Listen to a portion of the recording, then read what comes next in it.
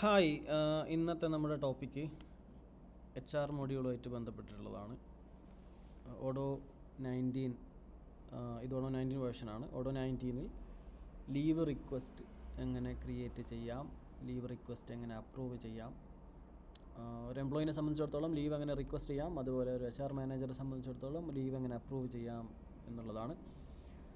അതിനായിട്ട് time of എന്ന് പറഞ്ഞൊരു മൊഡ്യൂളുണ്ട്. സ്ക്രോൾ ചെയ്ത് കഴിഞ്ഞാൽ ടൈം ഓഫ് കാണാം. ടൈം ഓഫ് ക്ലിക്ക് ചെയ്ത് കഴിഞ്ഞാൽ നമുക്ക് ലീവിനെ മേജറായിട്ട് രണ്ടായിട്ട് തിരിക്കാം: അൺപെയ്ഡ് ലീവ്, പെയ്ഡ് ലീവ്. അപ്പോൾ പെയ്ഡ് ലീവിലാണെങ്കിൽ സിക്ക് ലീവ് വരാം. സിക്ക് ലീവ് തന്നെ അൺപെയ്ഡും പെയ്ഡായിട്ട് വരുന്ന കേസുണ്ട് ഓരോ രാജ്യത്തിനനുസരിച്ചിട്ട്. അതുപോലെ ആനുവൽ ലീവ് ഉണ്ട്. ആനുവൽ ലീവ് പെയ്ഡ് ലീവ് വരാം. അതേപോലെ ആബ്സെൻറ്റ്, വേറെ എന്തെങ്കിലും ലീവൊക്കെയാണ് അൺപെയ്ഡ് ആയിട്ട് വരാം. നോർമലി അൺപെയ്ഡ് ലീവൊക്കെ നമുക്ക് പേറോൾ ആ ഒരു മന്തിൻ്റെ പേ സ്ലിപ്പിൽ നിന്ന് ഡിഡക്റ്റ് ചെയ്യുന്ന രീതിയിലാണ്. പെയ്ഡ് ലീവ് ആണെങ്കിൽ ഡിഡക്ഷൻ്റെ കേസ് വരുന്നില്ല. ടൈം ഓഫിൻ്റെ മൊഡ്യൂൾ കയറി കഴിഞ്ഞാൽ ഫസ്റ്റ് നമുക്കൊരു കലണ്ടർ കാണാം. അപ്പോൾ ഞാൻ എൻ്റെ ലോഗിൻ, അതായത് എംപ്ലോയിയുടെ പ്രൊഫൈലിനാണ് കയറുന്നതെങ്കിൽ എനിക്ക് എത്ര ലീവ് പെൻഡിങ് ഉണ്ട്. ഇവിടെ പെയ്ഡ് ലീവ്, ടൈം ഓഫ് എന്ന് പറഞ്ഞാൽ ലീവാണ്. പെയ്ഡ് ലീവ് 20 അവൈലബിൾ ആണ്. വാലിഡിറ്റി കൊടുത്തിട്ടുണ്ട്. അതുപോലെ കോമ്പൻസേറ്ററി ഡേയ്സ് അവൈലബിൾ ആണ്. അതുപോലെ ഒരു അലൊക്കേഷൻ റിക്വസ്റ്റ് വന്നിട്ടുണ്ട്.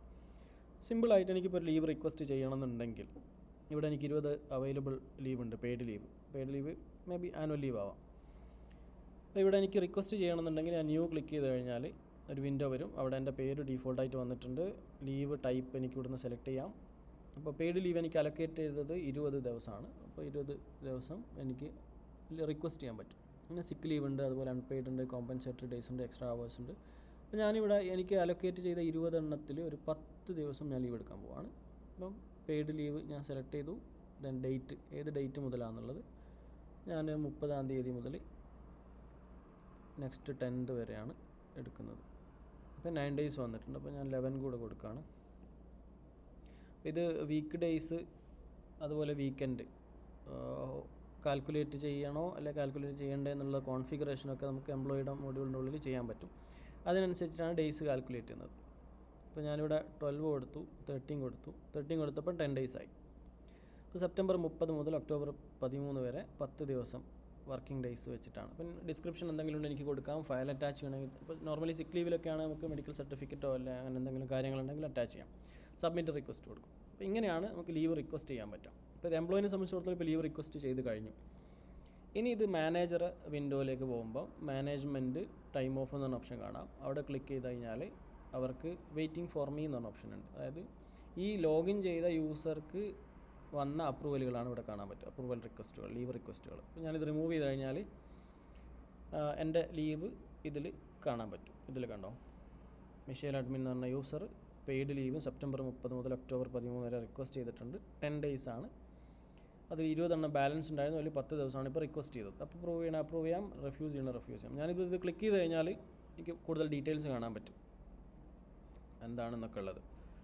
അപ്പോൾ അപ്രൂവ് ചെയ്യണമെന്നില്ല, ഞാൻ അപ്രൂവ് കൊടുക്കുന്ന സമയത്ത് അത് അപ്രൂവ് ആയിട്ടുണ്ട്. ഇതിൽ തന്നെ നമുക്ക് first level approval, second level approval എന്ന് പറഞ്ഞാൽ അപ്രൂവൽ സ്റ്റേജൊക്കെ ഡിഫൈൻ ചെയ്യാൻ പറ്റും.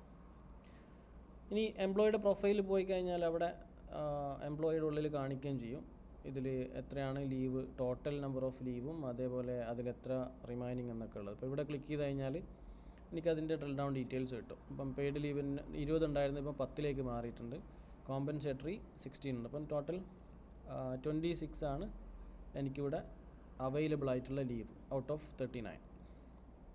അപ്പോൾ ഇങ്ങനെയാണ് ഒരു ലീവ് റിക്വസ്റ്റും ആ റിക്വസ്റ്റ് മാനേജർക്ക് എങ്ങനെ അപ്രൂവ് ചെയ്യാം എന്നുള്ളതും.